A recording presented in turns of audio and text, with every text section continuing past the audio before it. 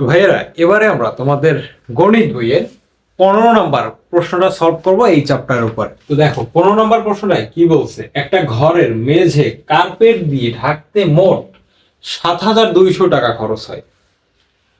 ঘরটির প্রস্থ 3 মিটার কম হলে 576 টাকা কম খরচ হতো। অর্থাৎ ঘরটার যে প্রস্থ আছে সেই প্রস্থ যদি 3 মিটার কম হতো তাহলে 576 টাকা কম খরচ হতো।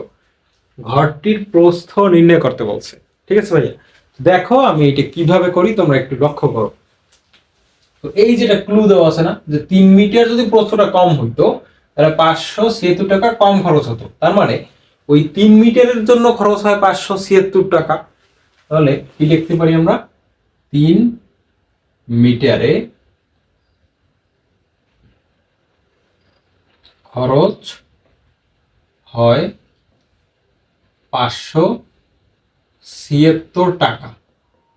তাহলে ভাই আমাকে বলো তো, 1 মিটারে খরচ হয় কত? আরো কম খরচ হইবে, তাহলে ভাগ হবে ঐকিক নিয়ম অনুসারে 576/3। তাহলে এটা কত আসে আমার, তোমরা একটু ক্যালকুলেশন করো যে 576 রে 3 দিয়ে ভাগ করলে কত হয়।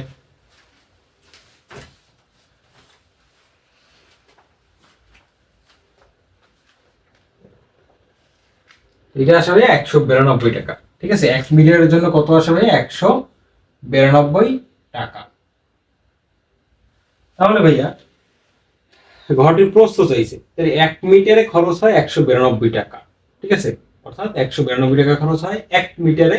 1 টাকা খরচ হয় কত, এত টাকা খরচ হয় কত। খুবই সিম্পল একটা ম্যাথ। তাহলে আমরা একটু লিখতে পারি না যে 100, মানে এটা আবার নতুন লাইন, যে 192 টাকা খরচ হয়, 192 টাকা খরচ হয় 1 মিটারে। তাহলে 1 টাকা খরচ হবে কত মিটারে, 1/192 মিটারে। অতএব কত টাকা খরচ হয় ভাইয়া, এখানে খরচ হয় 7,200 টাকা টোটাল। তাহলে 7,200 টাকা খরচ হয়, উপরে 1 গুণ 7,200 আর নিচে কত 192, সমান কত আসে ভাইয়া, 7,200 ডিভাইড বাই 192। ভাইয়া রেজাল্ট আসে 37.5, 37.5, 37.5 এত মিটার। তাহলে ভাইয়া ঘরটির প্রস্থ কত বলো, প্রস্থ হচ্ছে 37.5 মিটার। আশা করি ম্যাথটা বুঝতে পারছো, খুবই সহজ একটা ম্যাথ, জাস্ট মাথায় খাটাইলি তোমরা কিন্তু অ্যান্সারটা পেয়ে যাবে।